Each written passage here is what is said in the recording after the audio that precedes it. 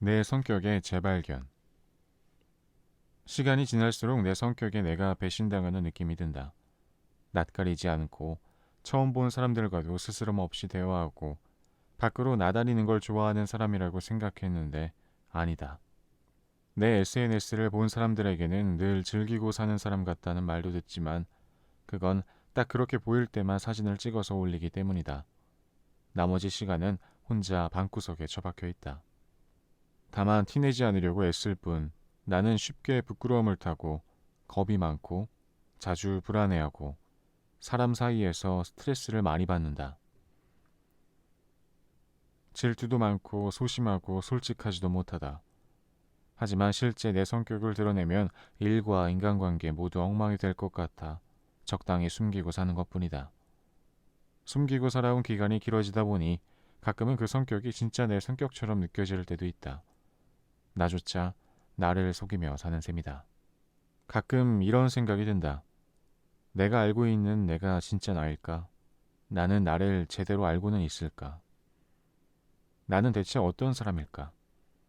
지나치게 나에만 집중되어 있는 이러한 사고가 유아적으로 느껴져 기껏 부풀려 놓은 생각을 뿌리칠 때도 많지만 내가 나를 얼마나 알고 있는 건지에 대해서는 늘 의문이다.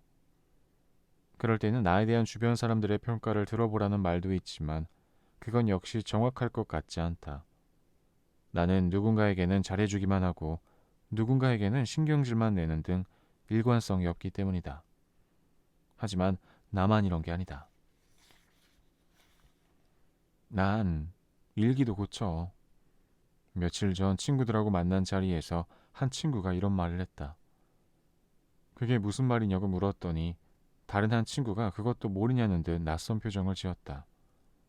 솔직한 내 마음을 알고 싶어서 쓰는 일기에서조차 내 마음이 뭔지 모르겠어서 쓴 문장을 다시 읽고 고치고 새로 쓴다는 친구들. 입을 벌린 채 그 이야기를 듣다 보니 이래서 이들이 내 친구들이구나 싶었다. 작가 줄리아 카메론은 책 나를 치유하는 글쓰기를 통해 독특한 글쓰기를 제안한다. 그 중에서도 가장 흥미로웠던 점은 매일 3장씩 쓰는 모닝 페이지였는데 매일 아침마다 수첩을 열고 바로 그때 느끼는 감정을 소상히 쓰는 것이다. 잘 쓰려고 노력하지 말 것. 그저 머릿속에 떠오르는 대로 쓸 것. 그리고 손으로 쓸 것. 어떤 생각도 어떤 이야기도 상관없으니 단 30분에서 1시간을 들여 글 쓰는 일로 하루 전체를 평온하게 보낼 수 있다는 말이었다. 모닝 페이지가 습관이 되면 자신의 감정을 바로 보는 일이 가능해지고 내가 어떤 것으로 고민하고 있고 어떤 생각을 갖고 있는지 정리하는 데도 도움이 된다고 했다. 나 역시 가끔 머리가 복잡할 때 모닝 페이지를 시도한다. 그런데 글을 써나가는 동안 놀라운 점 하나를 발견했다. 어떤 생각을 하건 어떤 감정을 갖든 모든 글의 마지막은 꼭 이상한 다짐으로 끝난다는 거다. 나는 나를 인정하고 받아들여야겠다. 내일은 더 나은 내가 되어야겠다. 다 잘 될 것이라 믿고 싶다. 이 무슨 때 아닌 모범생 놀이란 말인가.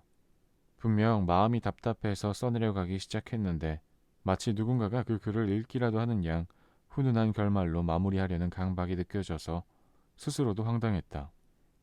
그러다 보니 일기도 고친다는 친구들의 마음이 이해되기 시작했다. 우리는 우리 스스로에게도 솔직할 줄 모르는구나. 솔직해지면 솔직해질수록 창피해지기 때문이다. 하나 더 깨달은 게 있다. 자리를 잡고 앉아 나의 지금 여기에 대해 쓰다 보면 나의 지금 여기에만 집중할 수 있다는 사실이다. 그동안 머리를 헤집고 다니던 고민과 걱정, 막연한 불안감과 짜증 같은 건 어느새 저 멀리 치워지고 바로 지금 내 안에 있는 감정이 펜끝으로 점점 퍼져나오면서 지금의 나에게만 집중할 수 있다. 단순하게 살기를 생활화하는 큰 곰대장이 한 마리 떠오르는 순간이었다. 생각은 항상 하나만, 많을 때는 2개. 3개는 쓸데없어. 3개부터는 분명 자기에 대해서 생각하는 거니까. 나에 대해 아무리 생각해봤자 모른다. 알 것 같아도 모른다. 그런 의미에서 우리가 앞으로 할 생각과 선택, 벌어질 모든 경험이 내 성격 재발견의 일환이라고 여겨보는 건 어떨까? 바보 같은 행동을 했다고 해서 왜 이런 행동을 했을까 하고 자책하기보다는 오, 내가 이런 진상을 떠는 사람이란 말이지? 라고 신선하게 받아들이는 거다. 가끔 자랑할 만한 선택을 했을 때는 으쓱하기보다 나중에 어떻게 뒤통수를 칠지 모르니 일단 지켜보자고 생각해 보는 거다. 한마디로 좀 담담해지자는 얘기다. 나 역시 나를 모른다는 생각으로 모든 생각과 행동에 대해 쉽게 결론 내리지 않는 것만으로도 스스로를 탐험하는 기분이 들지 않을까. 그 탐험의 끝이 어떤 모양새일지는 잘 모르겠지만 그러는 과정에서 어쩌면 나만 아는 나를 발견할 수 있을지도 모른다. 다 안다고 생각한 나에게 또 다른 모습이 있다는 것. 아무도 모르는 내 모습을 나만 알고 있다는 것.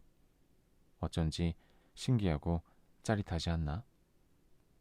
오늘은 여기까지 읽겠습니다. 오늘도 수고하셨습니다. 감사합니다. 안녕히 주무세요. 잘 자요.